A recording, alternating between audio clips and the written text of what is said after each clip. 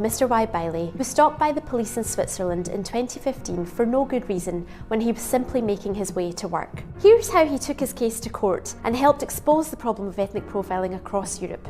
The police report referred to his dark skin and stated that he had aroused suspicion by looking away from the police officers who then asked him for his identity documents. Mr. Y. Bailey complained to the police officers that what they were doing wasn't right, that it was racism and that everywhere he went, he was stopped. Research studies, as well as numerous courts and committees, have found that the widespread use of discriminatory police practices such as ethnic profiling humiliate and violate the dignity of victims and generate feelings of fear and insecurity amongst those who are often repeatedly targeted. But none of this stopped the police from searching Mr. Y. Bailey.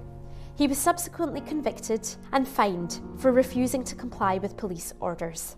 Ethnic profiling, such as being stopped for the colour of your skin rather than what you're doing, is unfair, ineffective and unlawful.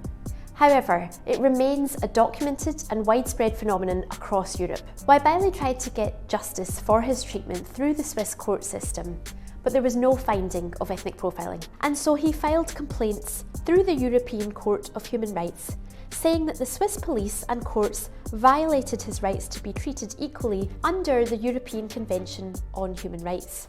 In February 2024, the court said that Mr. Y. Bailey had been the victim of 3 breaches of the convention because the stop was discriminatory and the Swiss courts had failed to examine whether racist motives might have played a part. Ethnic profiling is a systemic problem, and the Y. Bailey judgment is a key reminder that the buck starts and stops with the state. It has to have an objective legislative framework for police stops, and the onus is on the state to show that there was no discrimination at play and that it properly investigated a complaint of ethnic profiling.